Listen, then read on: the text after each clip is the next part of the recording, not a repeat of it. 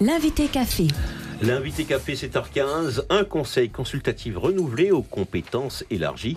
Nous en parlons ce matin avec la présidente du CESEG, le Conseil économique, social et environnemental de la culture et de l'éducation de Guyane, Ariane Florival. Bonjour Ariane Florival. Bonjour. Bonjour les auditeurs de Guyane la Première. Dites-moi Ariane Florival, vous n'avez pas l'impression quelquefois d'être à la tête d'un organe fantoche sans réelle influence sur la vie de la collectivité territoriale? Ah non, pas du tout. Nous avons été mis en place par la loi et notre organisme existe. Il doit Cela reste qu'un organe consultatif. Oui, mais néanmoins. consultatif. Consultatif. Oui, mais nos avis ont le mérite d'exister. Et donc, nous sommes, en tout cas la société civile organisée par le législateur.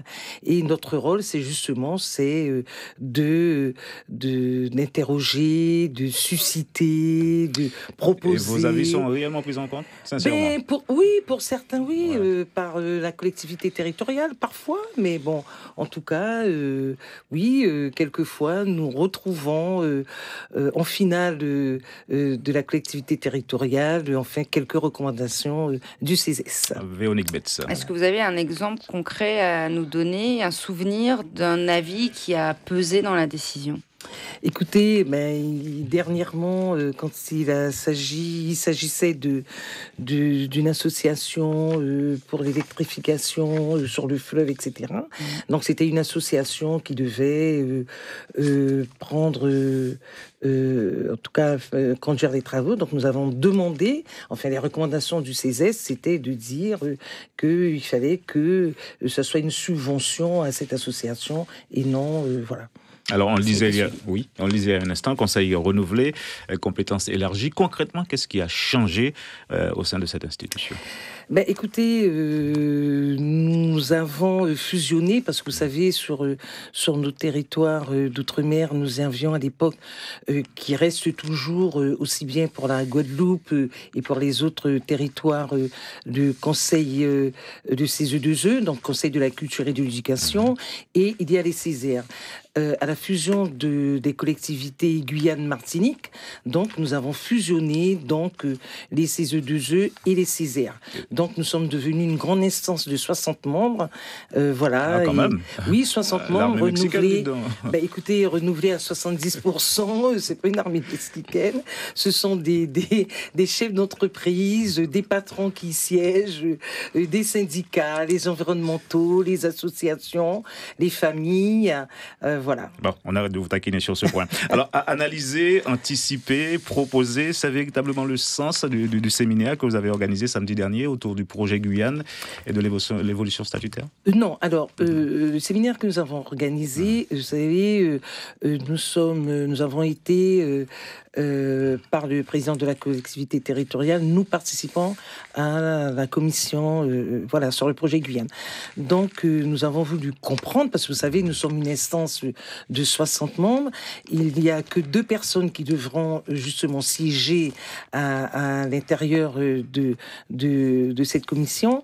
Et ces 2 personnes doivent porter, en tout cas, l'esprit de tout le conseil. Donc c'était une séance explication de texte. C'était une séance explication. Ouais. Nous avons reçu le front, nous avons reçu le président de la collectivité territoriale, nous avons reçu aussi Monsieur Gabriel Serville. Donc ils ont expliqué leur contribution. Et après nous avons discuté entre nous avec Monsieur Pierre-Yves Chicot qui nous a éclairé sur les différentes contributions. D'accord. Et nous allons prendre des résolutions. Comprendre pour mieux proposer. Mieux comprendre pour mieux proposer. Alors. Et que tous les membres, en tout cas de notre conseil, puissent en tout cas se retrouver dans le porte-parole. Qu'allez-vous proposer justement écoutez, pour le moment, on ne peut pas dire, puisque les résolutions... non, puisque nous n'avons pas encore présenté les résolutions de ce séminaire à l'ensemble des membres du conseil. Donc permettez-moi encore de ne pas les dévoiler.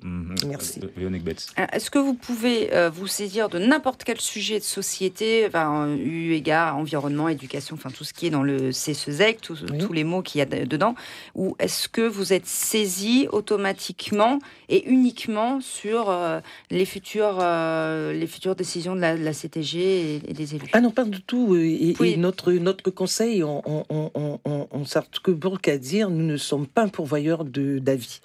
Nous avons mis en place nos instances de travail. Nous avons 10 commissions environ sur l'éducation. Enfin, il y a une dizaine, je pourrais pas vous les donner tous là, puisque ça va être trop long. Et la substance même de notre conseil, ce sont les commissions.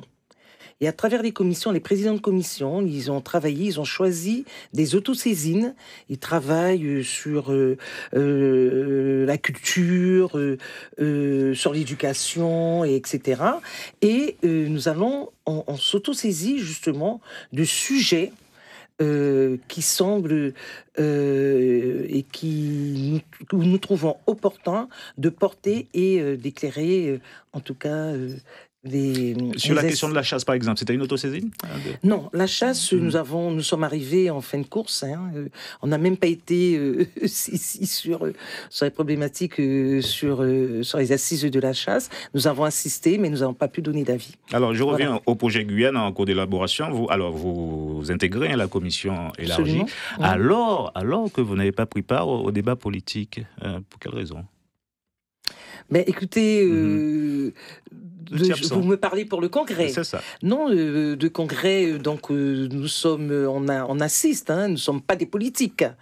Donc, il faut savoir que nous ne sommes pas des politiques, on contribue, on suscite, mais justement, c'est là qu'il ne faut pas faire d'amalgame parce que après, on se fait tacler, même par les politiques, en disant oui, vous êtes un petit peu des politiciens un peu frustrés, etc. C'est là qu'il faut vous entendre. C'est là qu'il faut vous remarquer. Non, mais pour le congrès, en tout cas, le CESES n'avait pas sa place pour porter une contribution et participer pleinement au débat. Donc on reste notre rôle d'observateur et après nous travaillons au sein de notre assemblée et nous allons porter nos contributions. Ne vous inquiétez pas, monsieur. Je m'inquiète pas du tout. Alors votre structure sera bientôt installée dans des locaux rénovés, je crois. Oui, c'est ça. Les travaux de rénovation et de désavantage se poursuivent en présence d'une partie du personnel. Ah non, pas du tout, pas du tout. Le personnel, il y a personne à l'intérieur. Vous êtes sûr ? Ah non, enfin bon. Vous avez interpellé le président alors non, j'ai interpellé le président pour le déménagement et donc on voulait s'assurer que tout était fait pour que le personnel puisse justement réintégrer les locaux dans de bonnes conditions d'hygiène et de sécurité. Précisément ? Écoutez, le déménagement est en cours, c'est en train de se faire. Nous avons eu hier une très grosse réunion et belle réunion de plus de 2 heures avec le président de la collectivité territoriale qui nous a rassuré sur un certain nombre de points. Donc j'espère que, en tout cas, nous allons sur un bâtiment emblématique qui est l'ex-conseil général et pour ça, vraiment... pour nous, c'est un honneur, en tout cas, d'intégrer ce bâtiment. Eh bien, nous attendons ça avec impatience. Merci Ariane Fleuryval d'avoir répondu à nos questions ce matin. Merci. Bonne journée et bon travail. Merci beaucoup. L'invité café. Suivez l'info sur Guyana Première, télé, radio et internet.